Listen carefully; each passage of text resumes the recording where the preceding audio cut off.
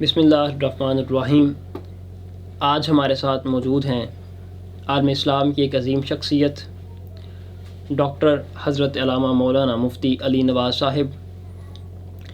اسلام کے خلاف اٹھنے والا ایک جدید فتنہ جس نے ہر مسلک کو اپنی لپیٹ میں لے رکھا ہے، بالخصوص اہل سنت و جماعت پر اس کی تنقید بہت زیادہ ہے۔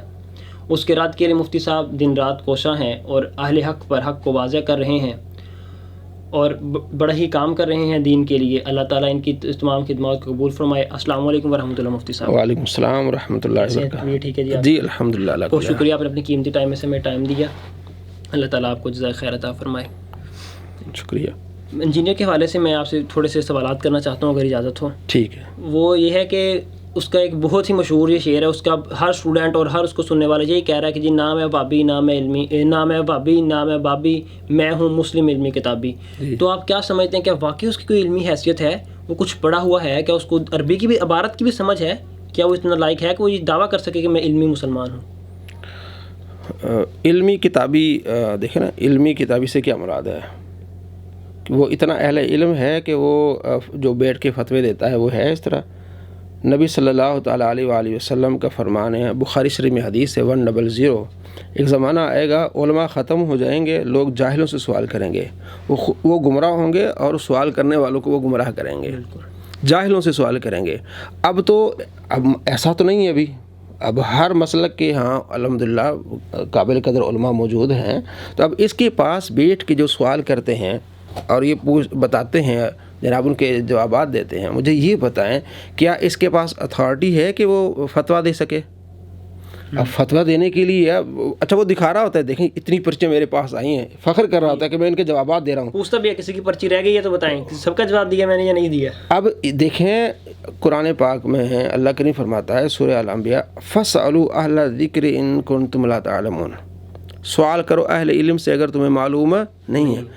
اوپر ہی تفسیر رکھی ہے علامہ قرطبی کی۔ جی، علامہ قرطبی فرماتے ہیں اس سے مراد اہل علم ہے جن کو اللہ نے علم دیا ہے۔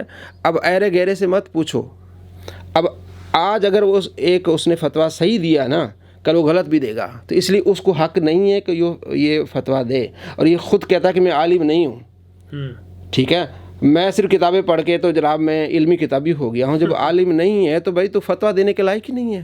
اب یہ پورا ایک طریقہ کار ہوتا ہے کہ فتویٰ کیسے دیا جا سکتا ہے، قرآن کو سمجھ کے، حدیث کو سمجھ کے، اور یہ کہتا ہے کہ جناب میرے پاس تو ڈگری ہے۔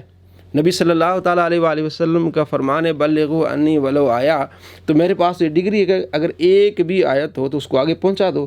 بھائی اس میں فتوے کا کہاں ذکر ہے؟ جی، وہاں تبلیغ کا ذکر ہے کہ اب اچھا اس کا مطلب یہ کہ ہر بندہ جو ہے وہ ریڈی چلانے والا بھی مفتی بن جائے گا، جو دکان پہ بیٹھا وہ بھی فتویٰ دے؟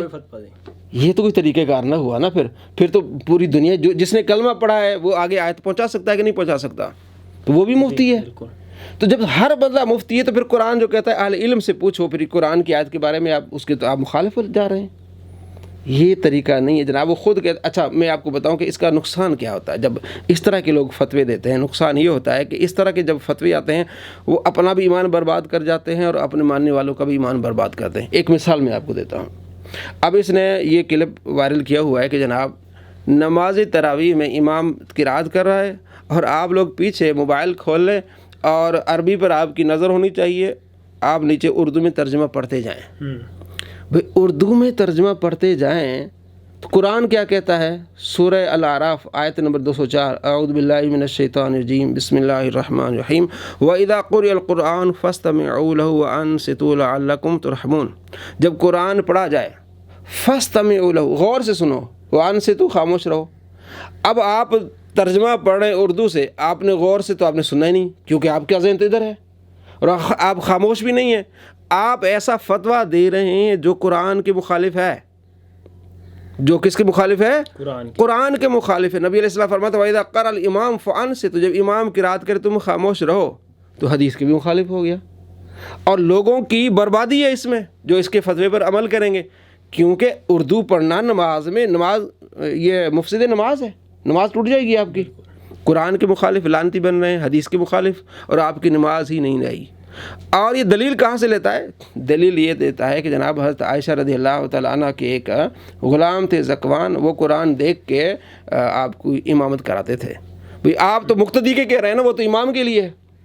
اب اگر مان بھی لیں, پہلی بات یہ ہے کہ اس حدیث کی شرح کرتے ہوئے علامہ بطال نے, دوسرے محدثین نے یہ بیان کیا ہے کہ وہ قرآن پہلے دیکھ کے پھر امامت کراتے تھے. یہ مطلب ہے قرآن دیکھ کے امامت کراتے تھے. نماز شروع کرنے سے جیسے آج کل جو حفاظ ہیں جب تراویح شروع کرتے ہیں تو پہلے کیا کرتے ہیں, تھوڑا سا دیکھ لیتے ہیں. یہ مطلب ہے کہ قرآن دیکھ کے پھر کیا کرتے تھے, امامت کراتے تھے. تو یہ تو مطلب ہی نہیں نکل رہا.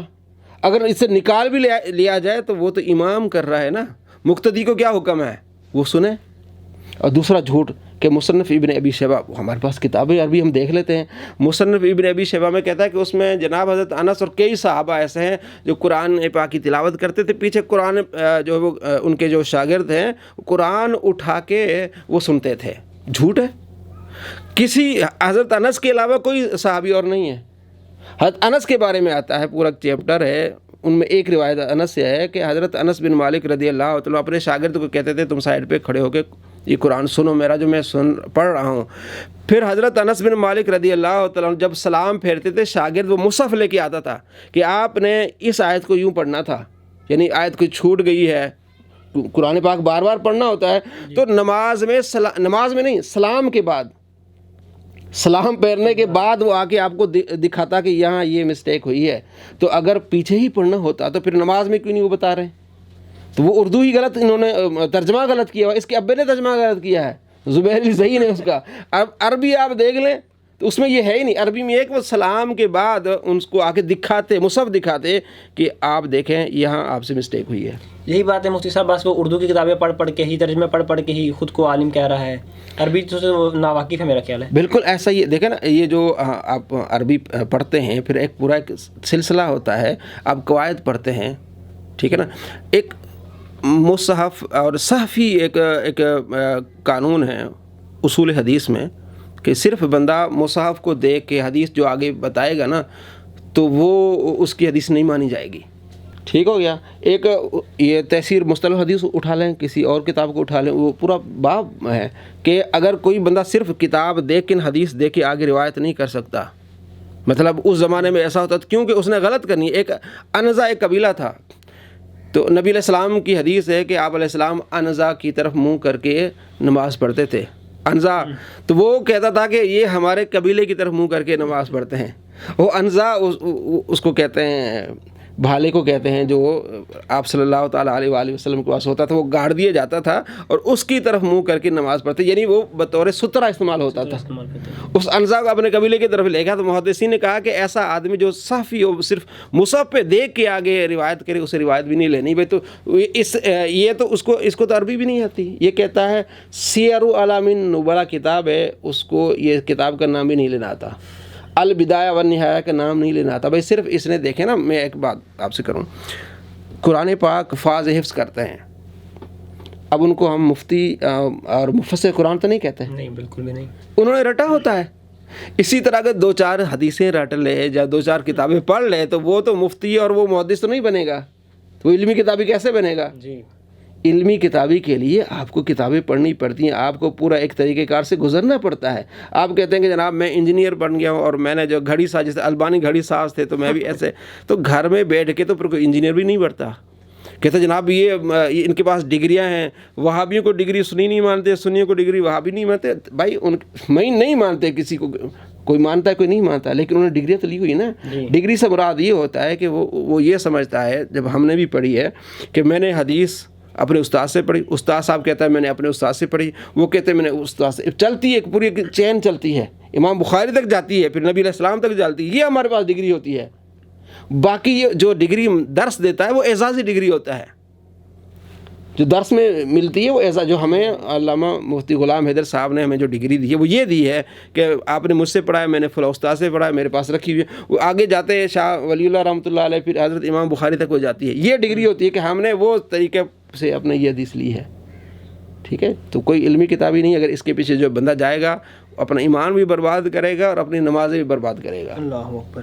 اچھا مفتی صاحب, وہ اکثر جو اہل سنت کے عوام ہیں, لوگ ہیں, ان کو یہ بات کہتا ہے جناب آپ کے بزرگوں نے کتابوں میں لکھا کہ میرا جھنڈا نبی کے جھنڈے سے قیامت کا دن بلند ہوگا اور پھر چشتی رسول اللہ پہ کافی کلیم کرتا ہے جی آپ کے بابوں نے تو اپنے کلمے پڑھائے ہیں اپنے نام کے، تو یہ کیسے بابے ہیں، آپ ان کی کتابوں کو جلائیں، ان کو ایسے کریں. تو اس پہ آپ کیا کہتے ہیں؟ کیا واقعی ایسی کوئی باتیں لکھی ہوئی ہیں کتابوں کے اندر؟ وہ کہتا ہے سبع سنابلہ کتاب ہے، اس کے ذریعے اعلیٰ حضرت نے فتاوی رضویہ میں بھی کی ہوئی ہے. تو اس پہ ذرا ارشاد فرمائیے گا.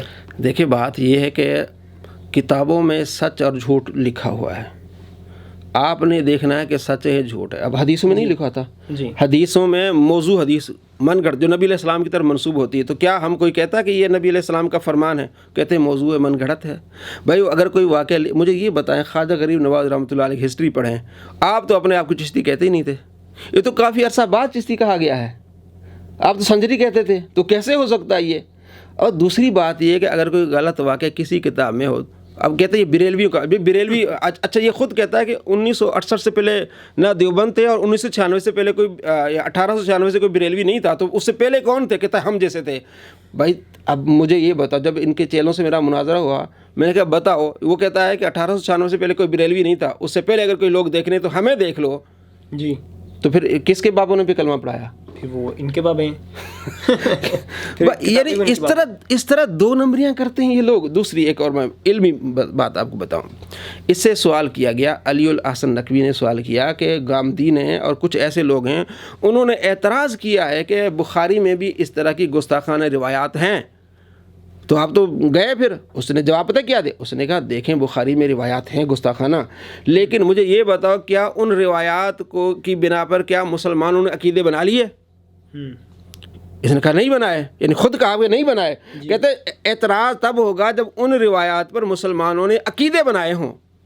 تو اگر انہیں مسلمانوں نے اس کو ریجیکٹ کیا ہے، عقیدے نہیں بنائے، تو مسلمانوں پر اعتراض ہی نہیں ہو سکتا. یہ اس نے جواب دیا. تو کیا چشتی رسول اللہ کسی کا عقیدہ ہے؟ کسی کا بھی نہیں ہے. کسی بھی سنی سے پوچھے وہ کہتے ہیں ہم اس چیز کو اور اصول دیکھ لیں، اصول دیکھ کے نا، یعنی یہ کیسے لوگ ہیں اپنی خواہشات پہ چلتے ہیں، اصول ان کے پاس کوئی نہیں ہوتے. اصول کیا بنایا اس نے کہ بھائی کوئی بھی عبارت ہو، حدیث ہو، کچھ بھی ہو، اگر کسی مسلمان نے اسی بنا پر عقیدہ نہیں بنایا تو مسلمان کو آپ بلیم نہیں کر سکتے. تو چشتی رسول اللہ کس نے پڑھایا؟ آج تک کوئی مسلمان پڑھ رہا ہے؟ کوئی بھی نہیں پڑھ رہا، کوئی اون نہیں کرتا اس چیز کو. جناب علی میری اس سنیوں کا ایک عام بندہ بھی جو ہے جو صرف کلمہ کو سادہ مسلمان ہے، ڈیڈی صاحب، وہ بھی اس چیز کو اون نہیں کرتا. میری اس پر ویڈیو ہے کہ انجینئر کے 66,000 شاگرد مرتد ہو گئے. میری اس پر ویڈیو ہے. وہ کیا ہے اس میں یہ ہے کہ اس کا چیلا جا کے بازاروں میں جا کے، دکانوں میں جا کے لوگوں کو، عام لوگ، فقیروں کو کہتا ہے تم کلمہ چشتی پڑھ لو تو میں تمہیں اتنے پیسے دیتا ہوں. جو فقیر مانگتے ہیں نا، ظاہر وہ مسلمان ہیں، وہ کہتے ہیں ہم تو نہیں پڑھیں گے. یعنی عام مسلمان بھی یہ کلمہ نہیں پڑھ رہا، مطلب یہ کسی کا یہ عقیدہ نہیں ہے، اور یہ اپنے ماننے والے کو کافر بنا رہا ہے. کیوں؟ کہ یہ سمجھتے ہیں کہ یہ ان کا عقیدہ ہے. نبی علیہ السلام کے کیا فرمان ہے کہ جو کسی مسلمان کو کافر کہے، کفر کس کی طرف لوٹے گا؟ کہنے والے کی طرف. اس نے اپنے ماننے والوں کو یہ سمجھایا ہوا کہ یہ چشتی رسول اللہ پڑھتے ہیں، ان کا عقیدہ. اور یہ کہتا ہے، باقاعدہ اس کی ویڈیو ہے، کہ بریلویوں کا بنیادی عقیدہ. اب باہر نکل کے آپ کسی مسلمان سے پڑھیں، کہیں بھائی وہ کہ ہمیں جانتی نہیں. تو بنیادی عقیدہ ظاہر بہار شریعت میں ہوگا، فتاوی رضویہ میں ہوگا، بنیادی کتابوں میں ہوگا نا. تو بنیادی عقیدہ کہاں سے ہو گیا؟ یہ اتنا جھوٹ کہ اپنے ماننے والوں کو یہ کافر بنا رہے. تو وہ میں نے 66,000 کہا تھا نا، اس کی وجہ یہ تھی کہ نیچے 66,000 ویوز جو اس کے جتنے بھی اس کے فالوورز تھے، سب اس کو کہہ رہے تھے بہت اچھا کر رہے ہو، یعنی اس کفر پر راضی تھے. اور دوسرا اس نے یہ جا کے کہا کہ نبی علیہ السلام کو گالی دو، میں تمہیں پیسے دیتا ہوں. اللہ اکبر، اللہ اکبر. اور یہ اس نے مرزا سے سیکھا. اس نے مرزا کی ویڈیو چلائی. مرزا کہتا ہے کہ اگر کسی مسلمان کو ایک عرب بھی دو گے کہ نبی علیہ السلام کو گالی نہیں دے گا. اس نے جا کے ایکسپیریمنٹس کیے، تجربے کیے. یہ کہتا ہے کہ یہ خود کہتا ہے کہ میں اپنے شاگردوں کو بھیجتا ہوں تاکہ سوشل ایکسپیریمنٹس کریں، یعنی جا کے لوگوں میں اس طرح جا کے تجربے کریں. یہ تجربہ کرنے والی بات ہوتی ہے. اس نے کہا کہ تم نبی علیہ السلام کو گالی دو، میں تمہیں اتنے پیسے دیتا ہوں. ویڈیو میری آپ دیکھیں گے، 66,000 انجیل کی ٹھیک ہے. دوسری بات یہ کہ سبع سنابل کی بات دیکھیں. اعلیٰ حضرت رحمۃ اللہ علیہ نے کتاب میں لکھا ہے کہ کسی کتاب کی تعریف کرنے کا مطلب یہ نہیں کہ اس کی ہر عبارت کی تعریف کرنا ہے. جی، اس کا مطلب یہ نہیں کہ اس کی ہر عبارت، ہر بات ایک اور اعلی کتاب کی تعریف ہوتی ہے. اچھا، اگر یہ اصول مان لیا جائے تو یہ کہتے نہیں کہ ہماری ساری باتیں بخاری مسلم سے ہیں. کہتے ہیں نا؟ جی بالکل کہتے ہیں. ہماری ساری باتیں کس سے؟ بخاری مسلم سے. ہمارا دین بخاری مسلم سے، ہماری نماز بخاری مسلم سے. اور یہ خود مانتے ہیں کہ بخاری میں گستاخانہ روایات ہیں. اس کی ویڈیو ہے. جی، وہ خودکشی والی روایت. خودکشی والی روایت. تو پھر اب تمہارا حال کیا بنے گا؟ کالیا تم خود گستاخ بنے نا, تم خود گستاخ بنے بھائی, تم بخاری کی تعریف کرے, تم کہتے میرا سارا دین ہی بخاری سے ہے, پہلے یہ مان لو کہ پھر تم گستاخ ہو کہ نہیں ہو. اچھا کل میں اس کی ویڈیو دیکھ رہا تھا, کسی نے مجھے بھیجی, اس نے ایک مفتی ہے فضل ہمدرد, اس کے اس نے ہاتھ چومے. اللہ اللہ. اب جس بندے کے ہاتھ اس نے چومے ہیں اسی ہاتھوں پر تھوک رہا ہے. وہ اس طرح کہ فضل احمد نے کہا, تم جو کہتے ہو کہ میں علم نام وابی نام بابی, میں ہوں مسلم علمی کتابی ہوں. فضل احمد نے یہ کہا کہ جناب یہ تو شیطانی نعرہ ہے نا, شیطان نے یہ کہا تھا کہ خدا جیسا ہے کوئی نہیں, ٹھیک ہے نا, آدم تو ہے کوئی نہیں, اس نے یہ کہا تھا نا. اس نے کہا یہ تو وہاں پہلے یہ کہتا تھا, عام لوگوں کو کہتا تھا, پھر اولیاء کو کہتا تھا, پھر اس نے شیخ عبد القادر جیلانی رحمۃ اللہ علیہ کے بارے میں یہ بات کی, پھر چلتا چلتا پھر رسولوں کے بارے میں. اور مجھے کل ایک بندے نے بتایا اس نے یہ بھی کہا ہے کہ حسن تو شے کوئی نہیں, اب سارے شیعہ اس کے مخالف ہو گئے. حسن تو کوئی شے نہیں, مولا علی کوئی شے کوئی, بخاری کوئی شے نہیں. بھائی یہ دیکھیں, یہ اللہ کے ولی اللہ سے محبوب سے محبت کرتے ہیں, ان کو سامنے لانا یہ تو کفار والا طریقہ ہو گیا. ان کو سامنے کا وہ دیکھ, اولیاء اللہ, اللہ کے محبوب, اللہ کے پیارے, نبی علیہ السلام دعا مانگتے تھے. اللہ تبارک و تعالیٰ فرمایا دعا مانگے. آپ یہ پورا ایک بڑا واقعہ, اس پر میری ویڈیو ہے کہ آپ علیہ السلام کہتے ہیں کہ میں نے خواب میں جو رب کا دیدار کیا, تو اللہ تبارک و تعالیٰ پوچھا کہ فرشتے کیا کر رہے ہیں, تو میں نے کہا مجھے نہیں علم. پھر دوسری مرتبہ, پھر تیسری, اللہ نے اپنے ہاتھ میرے دونوں کاندھوں کے اوپر رکھا, تو اس اللہ کے ہاتھ کی جو انگلیوں کی جو پوروں کی ٹھنڈک میں نے سینے میں محسوس کی. جو کچھ مجھے نہیں معلوم تھا اللہ نے مجھے علم عطا فرما دیا. پھر اللہ تبارک و تعالیٰ پوچھتا گیا, میں وہ جواب دیتا گیا. تو اللہ نے فرمایا اے محبوب اب تم جو کچھ مانگنا ہے مجھ سے مانگو. تو آپ علیہ السلام نے دعائیں مانگی, ان میں سے ایک دعا یہ تھی کہ اللہ جو تجھ سے محبت کرتے ہیں ان کی محبت میرے دل میں ڈال دے. تو اولیاء اللہ کون ہوتے ہیں؟ اللہ سے محبت کرنے والے. اچھا اب فضل حمدرد اس کے ہاتھ چومتا تھا کیونکہ وہ صحابہ کا گستاخ تھا, اور ہر صحابہ کا گستاخ یہ جناب اس سے محبت کرتا ہے, رافضیوں سے اس لیے محبت کرتا ہے. مفتی فضل حمدرد نے ویڈیو بنائی کہ غار ثور میں حضرت ابوبکر نہیں تھے, جس میں اہل سنت اور اہل تشیع کا اجماع اس بات پہ, اذ یقول لصاحب لا تحزن ان اللہ معنا, 40 نمبر آیت ہے سورہ توبہ میں, کہ جب آپ اپنے ساتھی سے کہہ رہے تھے کہ اللہ ہمارے ساتھ ہے, تو اس سے ساتھی سے مراد ابوبکر صدیق رضی اللہ تعالیٰ عنہ ہیں. ٹھیک ہے, تو اب فضل ہمدرد اس کا انکار کر رہا ہے. جب اس سے پوچھا گیا, جب یہ ہاتھ چومتا تھا فضل حمدرد کے, تو اس سے پوچھا گیا کہ بھئی یہ تو تم نے خود اپنے ویڈیو میں بھی کہا ہے کہ یہ اجماعی مسئلہ ہے, کہ شیعہ بھی مانتے ہیں کہ یہ صاحب حضرت ابوبکر صدیق ہے, سنی بھی مانتے ہیں, تو فضل حمدرد تو کہتا ہے کوئی اور ابوبکر ہے. کہتے ہیں ہاں پولا سا نا, ہاں ان کا اپنا موقف ہو سکتا ہے, یہ اس طرح کی بات کی. یعنی صحابی پر اتنا بلیم لگایا تو بڑا ہاں. لیکن جب اس کو اس نے کہا نا فضل حمدرد, فضل حمدرد نے کہا کہ تیری توحید شیطانی توحید ہے. جی, تو جو یہ کہتا ہے نا کہ بابت شے کوئی نہیں, تو کل تو یہ کہے گا کہ اللہ کے مقابلے میں تو نبی شے کوئی نہیں. تو یہ کہتا مجھے اس نے گستاخ کہہ دیا, اللہ اس کو برباد کرے, اس کو یہ کر دے وہ کر دے. وہی فضل حمدرد جو حضرت ابوبکر صدیق کا انکاری تھا, اس وقت تو کچھ نہیں بول رہے تھے, اس کا اپنا موقف تھا. ہاں, اب اس نے کہا کہ تو شیطانی توحید بیان کرتا ہے, کہتا ہے وہ برباد ہو جائے اور یہ ہو جائے وہ ہو جائے. اچھا پھر آگے یعنی اپنے ماننے والوں کو کہتا ہے کہ میرے خلاف جو بات کرتا ہے وہ دین اسلام کے خلاف بات ہے. یعنی میرے سے اختلاف کرنا, اسلام سے اختلاف کرنا, دین سے اختلاف کرنا, قرآن سے اختلاف کرنا. میں ایک دائی ہوں, تو میرے جو فضل حمدرد نے کہا نا کہ میری بھائی آپ سے ذاتی اختلاف بھی ہو سکتا ہے, کہ نہیں میرے سے اختلاف کرنا, یہ تو کتنا بڑا اسلام, یعنی اس سے اختلاف نہیں کر سکتے, اور سیدنا ابوبکر صدیق رضی اللہ تعالیٰ عنہ کے غار میں موجود ہونے یا نہ ہونے پہ اختلاف وہاں کر سکتے ہیں, جائز ہے, اس کے ساتھ اختلاف جائز نہیں ہے. اچھا اس نے پیروپگڑا کیا بنایا ہوا ہے جناب, یہ کہ حضرت امیر معاویہ رضی اللہ تعالیٰ عنہ اور ان کے ساتھی جو ہے نا ممبروں پر گالیاں دیتے تھے. اچھا اب مجھے یہ بتائیں, اس نے فضل حمدرد کو جواب دیتے ہوئے بار بار اس جملے کو ریپیٹ کیا ہے کہ حضرت علی رضی اللہ تعالیٰ عنہ نماز میں امیر معاویہ کے خلاف بد دعائیں کرتے تھے. اب تمہارا وہ کیا گیا, تم پہلے ان لوگوں کو برا بھلا کہتے تھے کہ بھائی یہ دیکھیں یہ بنو امیہ والے جو ہے حضرت علی کو گالیاں دیتے ہیں, وہ تو ثابت نہیں ہو رہا. جی ٹھیک ہے نا, حضرت امیر معاویہ سے ثابت نہیں ہے نا. لیکن اب تم یہ ثابت کرنا چاہتے ہو کہ حضرت علی کا کردار یہ تھا کہ وہ گالیاں دیتے تھے, بد دعائیں دیتے تھے. یہ ثابت کرنا چاہتے ہو اپنے کو بچانے کے لیے. کہتا ہے دیکھیں حضرت علی نے تو دعائے قنوت پڑھی تھی معاویہ پر, میں دعائے قنوت نہیں پڑھا, میں اس کو کہہ رہا ہوں اللہ اس کو ہدایت دے, اس کو یہ کرے. اس سے کہتے ہیں کہ ہاتھ چوم کے پھر تھوکنا.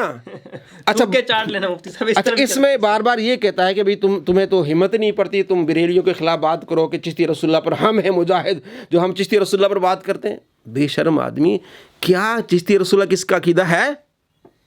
ہم نے کافی ساری ویڈیوز بنائی ہیں, بھائی کس کا عقیدہ پہلے یہ تو ثابت کرو. کہتا نہیں مفتی تم نہیں مفتی منیب الرحمان صاحب جو ہے وہ کہیں کہ ہاں ہمارا عقیدہ نہیں ہے, کہ انہوں نے کسی کتاب میں لکھا ہے. میں نے اس کو جواب دیا, میں نے کہا اچھا یہ بتاؤ مفتی منیب الرحمان صاحب فتویٰ دیں گے, لیکن یہ بھی مانو وہ یہ بھی فتویٰ دیں گے کہ جس نے یہ ڈرامہ رچایا ہے کہ یہ بریلویوں کا بنیادی عقیدہ ہے وہ بھی کافر ہے, مان لو گے؟ پورا فتویٰ ماننا ہے. ہم جاتے ہیں ان سے مفتی صاحب, پہلے تم اقرار کرو اپنی ویڈیو میں کہ مفتی کا فتویٰ پورا ماننا ہے, کیونکہ تم نے کئی سالوں سے ڈرامہ رچایا ہے. یہ کہتے ہیں کہ بڑوں کو لے آئیں. بڑوں کے لے آئیں. اب مفتی منیب الرحمان جب اگر فتویٰ دیں گے تو مجھے بتاؤ مانو گے؟ ہم یہ بھی فتویٰ مانگے نا جس نے یہ پروپیگنڈا کیا ہے کہ جناب جو بریلوی ان کا عقیدہ ہے, بنیادی عقیدہ ہے چشتی رسول اللہ, بنیادی عقیدہ. جی مجھے بتائیں کس کا بنیادی عقیدہ؟ اتنا بڑا جھوٹ. یہ کہتا مجھے اس نے گستاخ کہا ہے, تم کروڑوں مسلمانوں کو کافر کہہ رہے ہو. اب یہ اپنی ویڈیوز میں کہتا ہے کہ یہ پاکستان بریلویوں کا ہے, ہندوستان بریلویوں کا ہے, تو کروڑوں بریلویوں کو تم کافر کہہ رہے ہو. چشتی رسول اللہ کے ان کا بنیادی عقیدہ ہے. تمہیں صرف اس نے یہ کہا کہ تیری شیطانی توحید ہے, تمہیں اتنا تکلیف ہوئی, تم اسے غدار کہتے ہو, بددعائیں دیتے ہو. اور اس کا طریقہ یہ ہے, جو اس سے اختلاف کرے نا یہ سمجھتا ہے دین اسلام سے اختلاف ہو گیا, اپنے آپ کو دین سمجھتا ہے, یہ نعوذ باللہ یہ رسول سمجھتا ہے اپنے آپ کو. یہاں تک یہ جا چکا ہے, یہ اتنا یہ بدبخت ہے. بھائی تم اتنا جھوٹ اپنے ماننے والوں میں پھیلا رہے ہو کہ بھئی سارے بریلوی جو ہیں وہ چشتی رسول اللہ والے ہیں. بھائی وہ مسلمانوں کو پتہ ہی نہیں اس واقعے کا, جھوٹا واقعہ, اس کی کوئی سند نہیں. بھی سند لے آؤ کتاب کی, جی اصل کتاب لے آؤ فارسی والی. کئی سال ہو گئے ابھی کتاب بھی نہیں لایا. اگر فارسی والی کتاب آ جائے گی پھر پڑھنے میں دقت ہوگی اس کو. یہ بھی مسئلہ ہوگا اس کی علمیات. بات یہ ہے کہ یہ صرف اس نے ڈرامہ رچایا عوام کو دھوکہ دینے کے لیے کہ چشتی رسول اللہ جی ان کا بنیادی عقیدہ ہے, جی چشتی رسول اللہ والے ان کے خلاف, میں اصل مجاہد ہوں. کہتا ہے ساری چیزیں پیچھے رہ جاتی, پہلے اس بات پہ ہو جاتی ہے کہ چشتی رسول اللہ. بھائی جب یہ عقیدہ ہی نہیں کسی کا تو آؤ اپنے بات کرو, ادھر پہلے ثابت کرو. عقیدہ اگر ہے تو کسی کتاب سے ثابت کرو ذرا. عقیدے کی عقائد نسویہ ہے, اس کے علاوہ یہ جو اپنے کتنے ہمارے اہل سنت کی جتنی بھی عقائد پر کتابیں, بہار شریعت میں پہلا چیپٹر عقیدے ہے. آپ بتا دیں کسی کتاب میں اگر کسی عقیدہ ہو, کسی عام سنی سے بھی کہیں گے تو وہ کہے گا یار لکھ دلانا تو تیرے پر, تو اس طرح کی بات کر رہا ہے. جس نے یہ بات کی ہم اس کو بھی نہیں آن کرتے, پتہ ہی نہیں چلتا کون ہے. جی تو یہ سارا اس نے ڈھونگ رچایا ہوا ہے, اس بات پر اپنے کو کافر بنا رہا ہے اور جو اپنے ماننے والے ان کو کافر بنا رہا ہے, کیونکہ ان کو یہ سمجھا رہا ہے کہ یہ مسلمان ہی نہیں, ان کا عقیدہ ہی نہیں. بھئی ہم تو لا الہ الا اللہ پڑھنے والے, محمد رسول اللہ صلی اللہ علیہ وسلم. تو یہ سارا بلیم ہے, جھوٹ ہے. اللہ کے نبی کا فرمان ہے جو کسی کو کافر کہے کفر اس کی طرف لوٹے گا. یہ اپنی خیر منائے, اپنی آخرت کی فکر کرے. دوسروں کو بڑی تبلیغیں کرتا ہے, اندر نیچے نہیں دیکھتا, اپنے گریبان میں نہیں جاگتا کہ میں کیا کر رہا ہوں.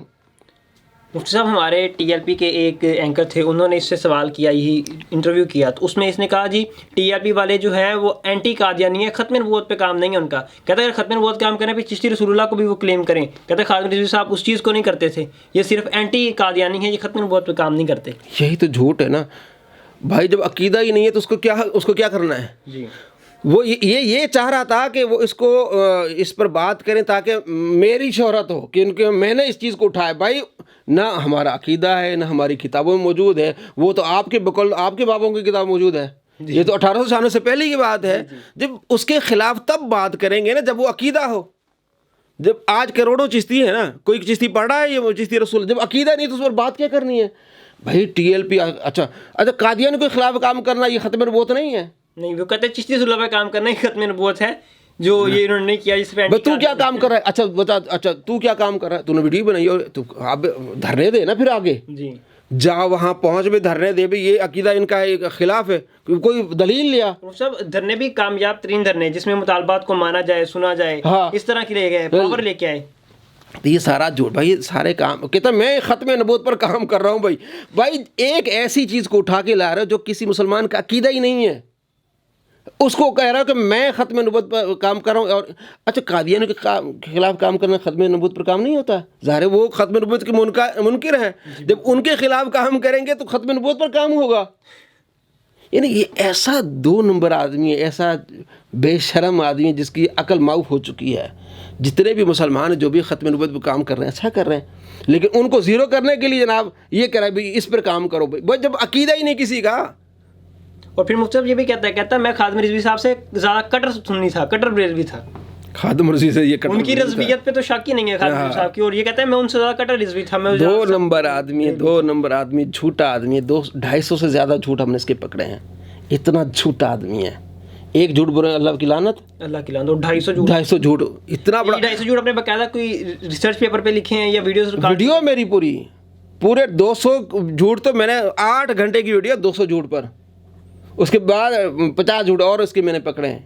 8 گھنٹے کی پوری ویڈیو آپ دیکھ میں نے جب یہ 100 جھوٹ کے قریب پہنچے میں نے تب دیکھی تھی ایک ویڈیو آپ کو، اس پہ اپنے 250 سے بالکل دکھا دی. 271 تو جھوٹ اس کی میں نے پکڑے ہیں، اور 50 وہ جھوٹ ہے جو اپنے آپ کو خود جھوٹا کرتا ہے. ایک ہوتا ہے نا میں اور آپ کہوں، وہ خود اپنے آپ کو جھوٹا کرتا ہے. ایسی ویڈیو ایک بات میں اور ایک وقت میں ایک اور دعویٰ ہے، اگلے وقت میں ایک اور دعویٰ. وہی دعویٰ. ہاں جی، یہ کہتا ہے کہ جو یہ کہتا ہے اس کا بیان ہے کہ جو یہ کہے نا کہ اس پر عذاب آیا ہوا ہے یہ کفر ہے.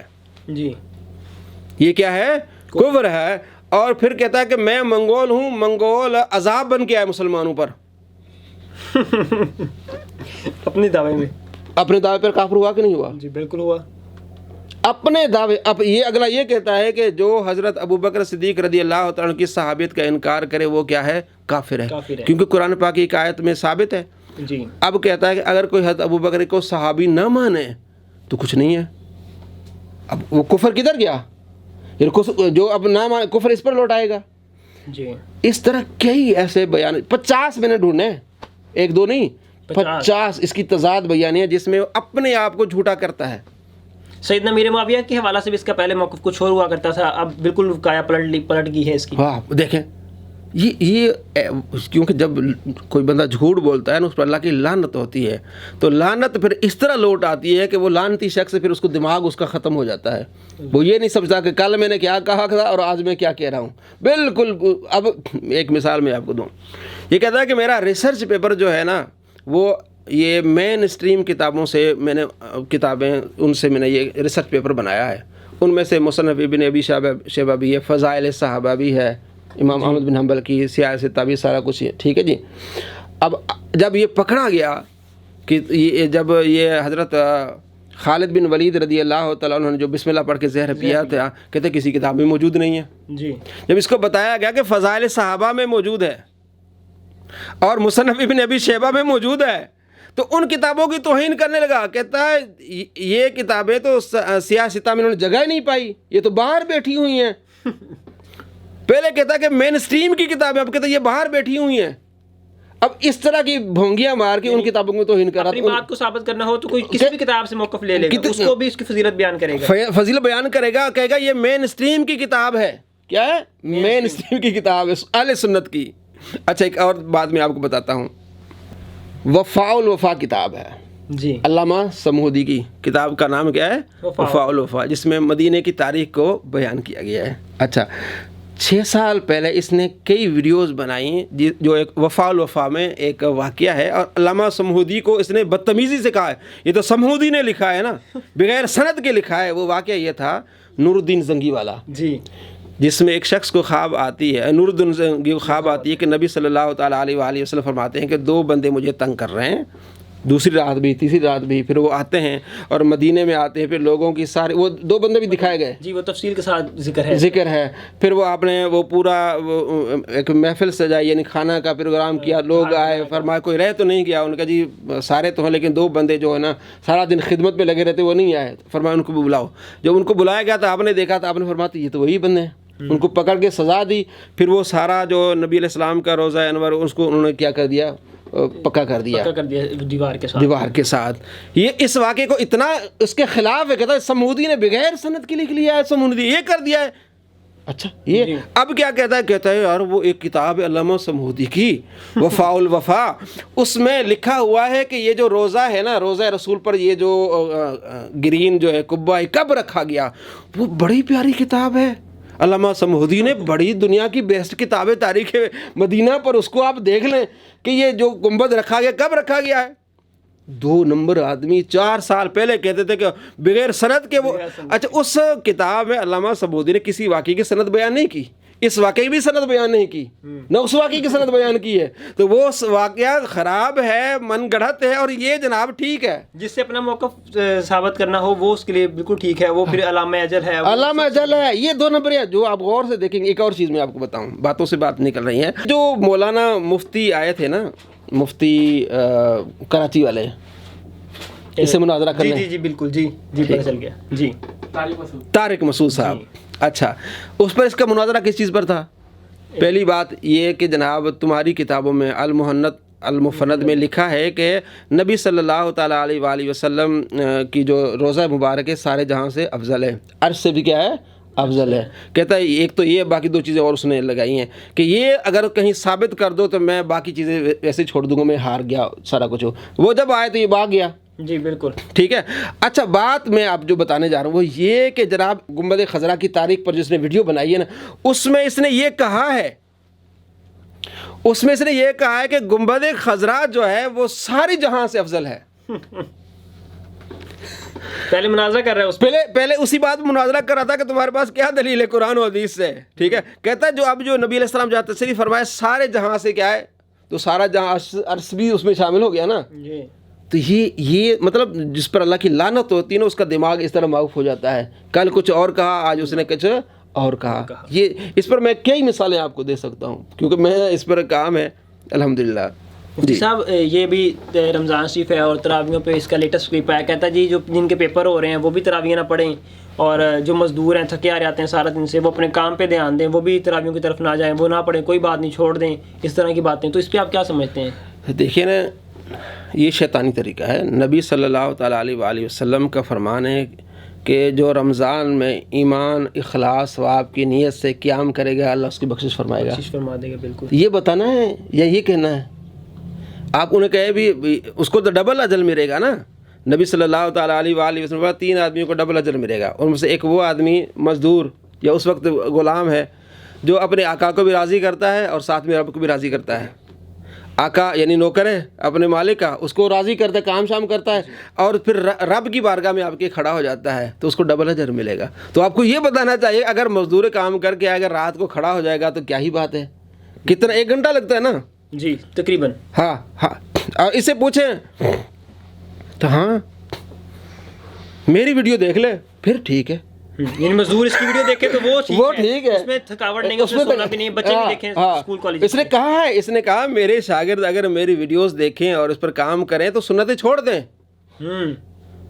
سنت نبی صلی اللہ تعالیٰ علیہ وآلہ وسلم فرماتے جو 12 سنتیں پڑھے گا اسے جنت بھی اس کا گھر ہوگا۔ کہتے فرض پڑھ لیں بس، بھائی فرض پڑھنے سے اس کا کام کرتے ہیں وہ اس کو ثواب ملتا ہے، وہ دین کا کام یہ ہے، فرض پڑھے۔ تو یہ تو نبی علیہ السلام کے فرمان کے مخالف، نبی علیہ السلام تو ترغیب دیتے ہیں نا کہ یہ دیکھیں اس وقت بھی تو آتے تھے نا، یہ نہانے کا حکم کیوں دیا گیا؟ عائشہ فرماتی ہیں کہ اس وقت مزدور لوگ آتے تھے، پسینہ پسینہ ہوتے تھے، پھر مسجد میں حبس ہو جاتی تھی، تو آپ علیہ السلام فرما کے نہا کے آیا کرو جمعہ میں۔ تو مزدور تو ہر زمانے میں رہتے ہیں بھائی، مزدور کیوں اللہ نے اس طرح کی اس کی طبیعت بن جاتی ہے کہ رات کو بھی کام نہیں کرتے، ڈے نائٹ۔ جی بالکل، وہ شفٹیں نہیں لگا لیتے، وہ مزدور شفٹیں نہیں لگا لیتے، 3 گھنٹے اور کام کر لیتے ہیں، پیسے اور مل جاتے ہیں۔ تو ان کو یہ کہیں گے بھائی اللہ آپ کو یہ مہینہ دے رہا ہے، آپ اس میں اور بڑھائیں۔ تو یہ تو شیطان گیری ہے، شیطانی کام ہے ان کو یہ روکنا۔ بھائی اب طالب علم کیا کرتے ہیں، 2 گھنٹے پڑھ کے 2 گھنٹے موبائل نہیں دیکھ رہے ہوتے، بالکل زیادہ ٹائم وہ موبائل استعمال کرتے ہیں، تراویح کے ٹائم وہ کتاب لے کے بیٹھ جائیں گے۔ یہ صرف ان لوگوں کو دھوکہ دینے کے لیے وہ یہ سمجھانا چاہتا ہے کہ میں ایک نیا طریقہ لایا ہوں، دیکھیں یار میں کتنی آسانیاں پیدا کر رہا ہوں۔ ایسا لگتا ہے کہ کبھی کبھی وہ نا جدید کے لیے سارا کچھ کرتا ہے، وہ کہتا ہے بس میری ہو جائے ذرا، میں سوشل میڈیا پہ وائرل ہو جاؤں، میں آگے آ جاؤں، وہ اس طرح اختلافی مسائل لے کے آتا ہے سامنے۔ وہ یہ شیطانی طریقہ ہوتا ہے نا، جب اس کو کہا گیا نا شیطانی توحید تیری، تو پھر یہ اس کو غصہ آتا ہے۔ دیکھیں نا پوری دنیا میں وہ جو نپور شرما کی مذمت ہوئی تھی، جی بالکل، کہ اس نے گستاخی کی ہے، اس نے کہا مسلمان نے گستاخی کی ہے جی، اس کا موقف سب سے الگ تھا، اور شیطانی۔ دیکھیں نبی علیہ السلام کی عزت ناموس کے ساتھ نہیں رہا، اس لیے لوگ کہتے ہیں تو گستاخ ہے، کہ تو مجھے گستاخ کہہ دیا، بھائی تو سب کو کافر کہہ رہا ہے، وہ ٹھیک ہے تجھے کہا، اور یہ حقیقت پر مبنی تجھے کہا گیا کہ تو ایک گستاخ کے ساتھ کھڑا ہوا ہے، تو مسلمانوں کے ساتھ نہیں کھڑا ہوا، مسلمانوں کے گھر جلائے گئے، گھر توڑے گئے، ان کے ساتھ نہیں کھڑا، ایک گستاخ کے ساتھ کھڑا صرف وائرل ہونے کے لیے کہ انڈیا والے کہیں گے یار ان کا بڑا ایک عالم ہے, ان کا بڑا وہ مولانا ہے. بابری مسجد میں جو ان کے امام تھے اس کی آنکھوں کو نکال لیا گیا تھا, اس پہ بھی اس کا کچھ نہیں تھا. نہیں, بس یہ شیطانی ہے اس کی. مفتی صاحب ایک اس کی یہ بہت مطلب ویڈیو وائرل ہوتی ہے, یہ کہتا ہے کہ سرکار علیہ الصلوۃ والسلام نے سیدہ طیبہ طاہرہ زاہدہ حضرت فاطمہ رضی اللہ تعالیٰ عنہ کو فرمایا کہ تم نے اپنے اعمال پہ ہی سارا کچھ کرنا ہے, میری شفاعت تمہارے لیے نہیں ہے, مطلب میں تمہیں کوئی نفع نہیں دے سکتا. تو اس پہ کیا سرکار واقعی نفع نہیں دے سکتے کہ ہم سرکار کی امتی ہیں, سرکار ہماری سفارش نہیں کر دیں گے؟ کیا سرکار اپنی بیٹی کی بھی سفارش نہیں کریں گے؟ اس پہ ذرا بتائیے گا کچھ, کیا اس پہ آپ کا کوئی تحقیقی کام, کوئی آپ کا ریسرچ پیپر یا کچھ اس طرح کی چیز آپ؟ جی بالکل, ریسرچ پیپر ہم نے کئی لکھے ہیں. اگر نفع نہیں دے سکتے, دیکھیں کسی چیز کے بھی کوئی قرائن ہوتے ہیں, جی نفع نہیں دے سکتے تو وہ جنتی عورتوں کی سردار کیسے ہوئی ہیں؟ حسن حسین جنتی نوجوانوں کے سردار ہیں. جی آپ صلی اللہ تعالیٰ علیہ وآلہ وسلم کی پوری ایک روایت ہے 65 بخاری میں کہ سب سے پہلے شفاعت کا دروازہ کون کھولے گا؟ میں کھولوں گا. ٹھیک ہے. اسی طرح مسلم میں روایات ہیں, آپ صلی اللہ تعالیٰ علیہ وآلہ وسلم فرماتے ہیں کہ قرآن شفاعت کرے گا, نماز شفاعت کرے گی. جی وہ روزے کے متعلق بھی, روزے کے متعلق. پھر جو بچہ بالکل ابھی جو ہے وہ پیدا ہوا ہے, بالغ نہیں, اس سے پہلے کیا ہو گیا, وہ فوت ہو گیا, چھوٹے بچے مسلمانوں کی کیا کریں گے؟ شفاعت کریں گے. جی تو نبی صلی اللہ تعالیٰ علیہ وآلہ وسلم نہیں شفاعت کریں گے, خود آپ علیہ السلام فرماتے ہیں کہ میں ان کی سفارش کروں گا یہاں تک کہ ایمان ان کے ذرہ برابر بھی ان کے دل میں ایمان ہوگا نا, تو وہ کیا ہو جائے گا؟ وہ جنتی ہو جائے گا. اسی طرح میں نے پورا اس کا پوسٹ مارٹم کیا, یہ سارے اس طرح کی چیزیں دیکھیں. نبی علیہ السلام فرماتے ہیں میرے امتی شفاعت کریں گے, میرے امتی شفاعت کریں گے. عبداللہ بن قیس فرماتے ہیں کہ میں ایک رات ابو بردہ کے پاس تھا, یہ مستدرک للحاکم حدیث ہے, ابن ماجہ میں, تو ہمارے پاس حارث بن حارث آئے. حارث نے اسی رات ہمیں بیان کیا کہ حضور نبی اکرم صلی اللہ تعالیٰ علیہ وآلہ وسلم نے فرمایا میرے ایک امتی کی شفاعت کے سبب قبیلہ مضر سے زیادہ لوگ جنت میں داخل ہوں گے.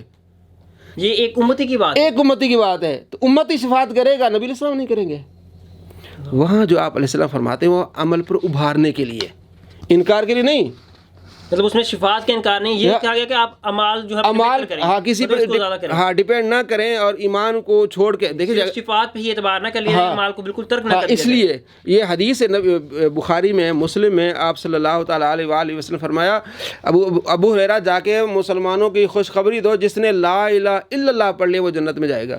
ٹھیک ہے نا. تو نبی صلی اللہ تعالیٰ علیہ وآلہ وسلم کا کلمہ پڑھنے والا جنت میں جائے گا. آپ علیہ السلام, آپ صلی اللہ تعالیٰ علیہ وآلہ وسلم تو فرماتے ہیں کہ جس کے دل میں, جیسے میں نے بھی بتایا 65 نمبر. اچھا اس میں دیکھیں نا 2 نمبر, اتنا آدمی ہے, اگر آپ اس کو غور سے دیکھیں گے نا, سنیں گے, تو آپ کو پتہ چل جائے گا ایک ویڈیو میں کیا کہتا. اچھا اس نے مسلمانوں کو دھوکہ دینے کے لیے بار بار اس چیز کو کہا کہ انہوں نے یہ اپنے پیران پیر کو خدا سے بھی اوپر بنایا ہوا ہے. اللہ اکبر. وہ ایک بغدادی ہے جو مولانا, انہوں نے ایک واقعہ بیان کیا جو اس والا دھوبی والا, اس میں یہ کہا کہ جی واقعات دیکھیں نا, واقعات کوئی اصل نہیں ہوتی. جی اچھا اس نے واقعہ جو بیان کیا اسی کو بھی دیکھا جائے. اس نے یہ بیان کیا کہ اللہ تبارک و تعالیٰ حضرت غوث پاک رضی اللہ تعالیٰ عنہ کی شفاعت قبول کرے گا. تو حضرت غوث پاک کہیں گے کہ یہ میرا دھوبی, اس کی اللہ تبارک و تعالیٰ شفاعت کے اوپر. اللہ فرمائے گا چھاڑ دیو فرشتوں. اب وچ پہ گیا عبد القادر. کون کیا کرو؟ اللہ فرماتا ہے, وہ یہ کہہ رہا ہے کہ اللہ فرماتا ہے اے فرشتوں چھاڑ دیو.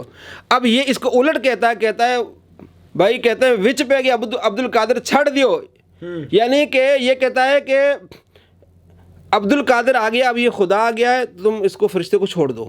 یعنی یہاں بات یہ ہے کہ وہ یہ کہہ رہے ہیں, واقعی کہ اصل نہیں, ہم اس کی طرف نہیں جاتے اگر سچ بھی ہو جھوٹ بھی ہو, لیکن وہ یہ کہہ رہے ہیں کہ جناب عبد القادر, اللہ فرماتا ہے کہ عبد القادر وچ پہ گیا, تم اس کو اب فرشتوں چھوڑ دو. یہ کون کہہ رہا ہے؟ اللہ کہہ رہا ہے. اب اس نے کہا کہ عبد القادر کہہ رہا ہے کہ میں درمیان میں آ گیا ہوں, اب خدا بھی اس کو عذاب نہیں دے سکتا. سنانے میں بھی خیانت کر گیا. خیانت کرتے ہوئے کہتا ہے کہ یہ دیکھیں یہ خدا سے بھی اوپر لے جاتے عبد القادر کو, حالانکہ خدا کا ذکر ہے, خدا فرما رہا ہے اس واقعے میں.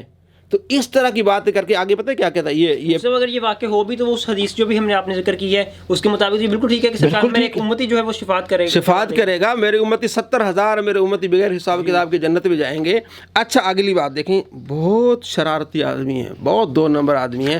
اگلی جو یہ روایت پیش کرتا ہے 65 بخاری میں, جس میں یہ ہے کہ نبی علیہ السلام فرماتے ہیں کہ سارے لوگ حضرت آدم علیہ السلام کے پاس آئیں گے, آدم علیہ السلام کہیں گے اذهبوا الی غیری, کسی اور کی طرف جاؤ, ہم اس حالت میں نہیں ہیں. پھر اسی طرح ابراہیم علیہ السلام, نوح علیہ السلام, عیسیٰ علیہ السلام کے پاس آئیں گے, کہتے ہیں اس بابے تو ہے کوئی نہیں. جب عیسیٰ علیہ السلام کہہ رہے ہیں اذهبوا الی غیری, کسی اور کی طرف جاؤ, بابے تو کم ہی کوئی نہیں ہے کہ تسی کتنے بابے لے کے پھر رہے ہو. بھائی کسی حدیث کا محل ہوتا ہے, کوئی بات طریقے سے ہوتی ہے. اگر بابے شے نہیں, جب عیسیٰ علیہ السلام کام نہیں آ رہے تو بابے کام نہیں آئیں گے, تو پھر قرآن بھی تو کام نہیں آئے گا نا. جی جب عیسیٰ علیہ السلام کام نہیں آئے گا تو قرآن بھی نہیں کام نہیں آئے گا نا, نماز بھی کام نہیں آئے گی. لیکن نبی علیہ السلام کیا فرماتے ہیں, قرآن شفاعت کرے گا. مسلم حدیث ہے 1874. تو پھر یہ کہو کہ نبی علیہ السلام کو کرو نا اس کا انکار.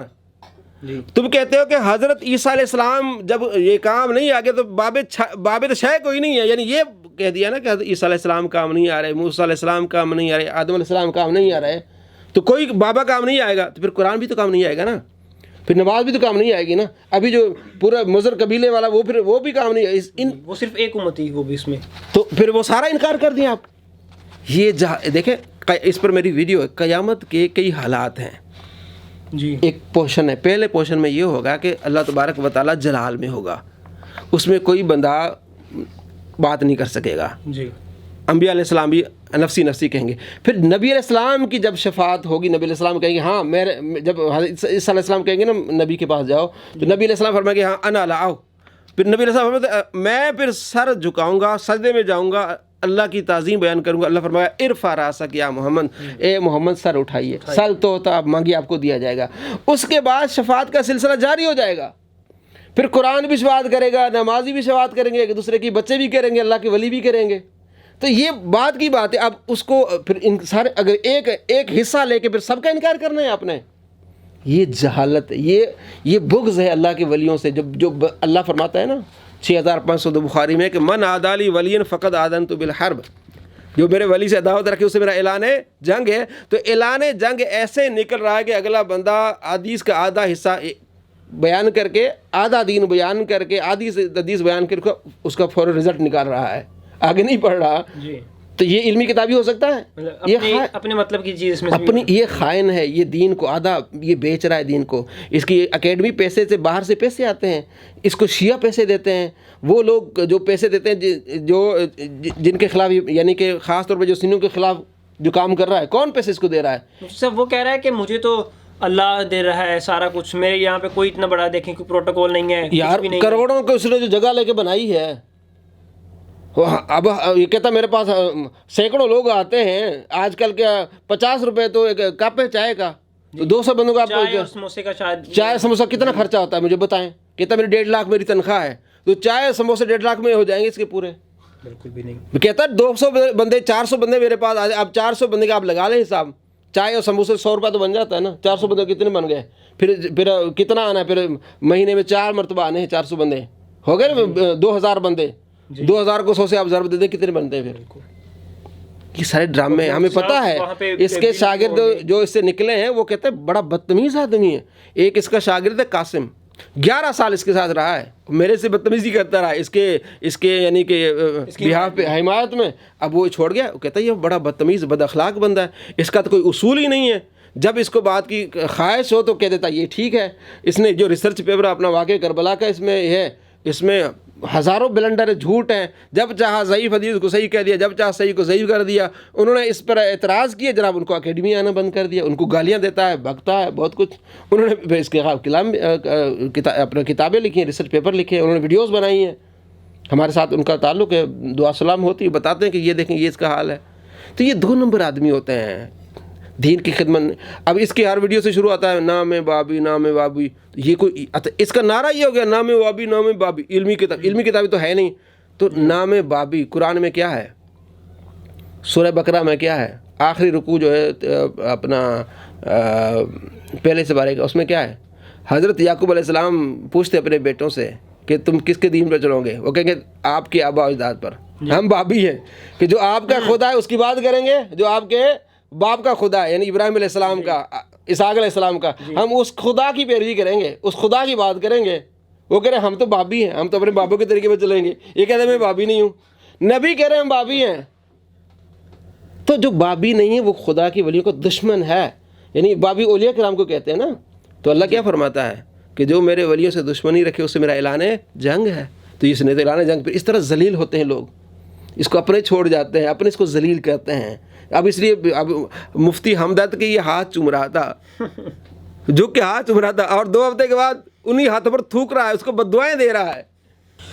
مفتی صاحب یہ تو سارا کچھ ہو گیا اس کا کہ یہ اولیاء اللہ کے خلاف ہی باتیں کرتا ہے, سارا کچھ ہے, لیکن آپ یہ دیکھیں یہ بات تو حقیقت ہے, سب مانتے ہیں کہ آج کل مزارات اولیاء پر جو خرافات ہو رہی ہیں, لوگ جاتے ہیں, بہت ناسمجھ لوگ سجدے کی حالت تک چلے جاتے ہیں. تو آپ یہ ارشاد فرمائیں یہ سارا کچھ کیا ہے, اور اولیاء اللہ کے مزار پر حاضری دینے کا اصل طریقہ کیا ہے؟ اب ہم دادا صاحب جاتے ہیں تو دیکھنے میں بہت کچھ آتی ہیں خرافات, تو اس میں آپ کچھ بتا دیں کہ اصل طریقہ کیا ہے, اور اس خرافات کا اہل سنت کے ساتھ تعلق بھی ہے, یہ تعلق نہیں ہے اس کا, یہ بتائیے گا ذرا.